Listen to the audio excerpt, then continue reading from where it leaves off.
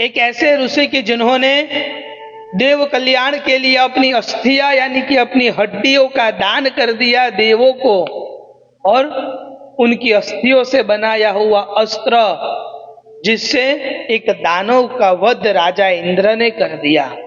यह उस ऋषि की कथा है। कहते हैं कि एक ऋषि था जिनका नाम था ऋषि दधीचि। वह इतने परोपकारी थे, इतने दयालु थे कि वह हमेशा धर्म की रक्षा के लिए, इस जगत के कल्याण के लिए वह हमेशा तपस्या करते रहते थे। एक बार वह ऋषि ने अपनी तपस्या प्रारंभ की और उन्होंने ऐसी तपस्या की कि उनका तेज धीरे धीरे कर कर इतना बढ़ गया कि उनके तेज से इंद्र को डर लगने लगा कि अगर ऋषि दधीचि की तपस्या सफल हो गई तो मेरा इंद्रासन मुझसे छिन जाएगा। क्योंकि जैसे ही ऋषि दधीचि ने तपस्या प्रारंभ की थी, एक तरफ ऋषि दधीचि का तेज बढ़ रहा था और दूसरी तरफ देवराज इंद्र का तेज धीरे धीरे धीरे धीरे कर कर घट रहा था। इसीलिए इंद्र ने भयभीत होकर ऋषि दधीचि की तपस्या को भंग करने के लिए उनके आश्रम में कामदेव और अनेक अप्सराओं को भेजा। और ऋषि भगवान की भक्ति में इतने लीन हो गए थे कि वह उनकी तपस्या को ना कामदेव ना कि कोई भी अप्सरा उनकी तपस्या का भंग कर पाई। जैसे ही यह बात देवराज इंद्र को पता चलती है, उसी समय देवराज इंद्र अपनी संपूर्ण सेना को लेकर ऋषि दधीचि के पास आ जाते हैं। और ऋषि दधीचि की जो भक्ति का जो कवच था उसे देवराज इंद्र भेद नहीं सका। वहां पर देवराज इंद्र की संपूर्ण सेना थी, फिर भी वह ऋषि दधीचि के तप का विनाश नहीं कर पाया। इतनी भक्ति में शक्ति होती है।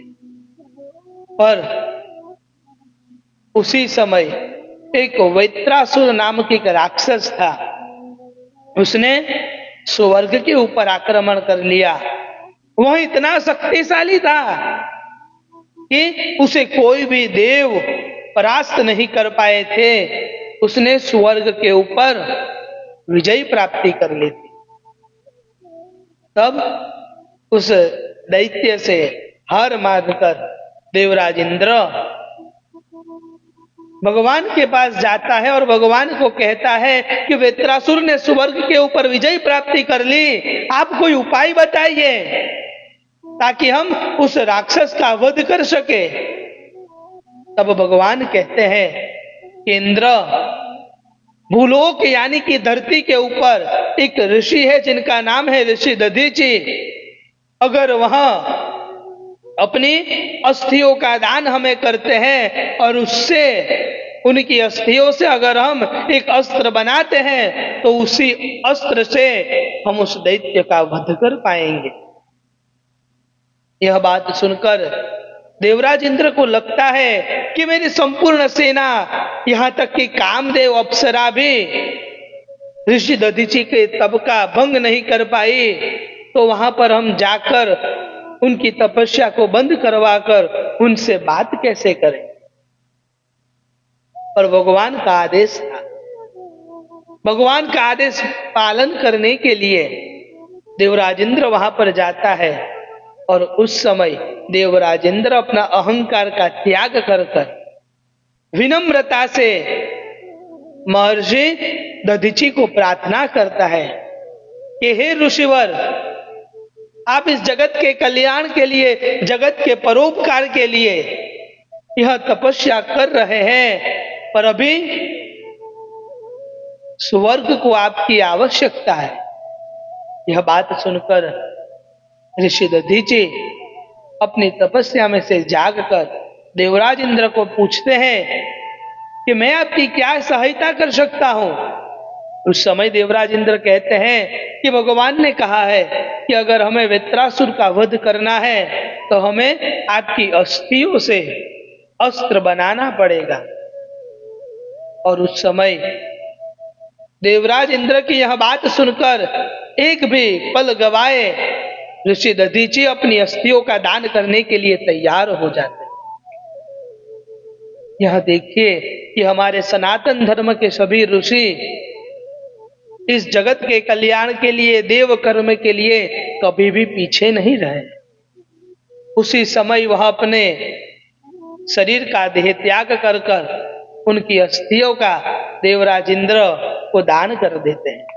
बाद में देवराज इंद्र उनकी अस्थियों से एक अस्त्र बनाता है और उस अस्त्र का नाम रखा जाता है वज्र, जो कि देवराज इंद्र का अस्त्र बनता है।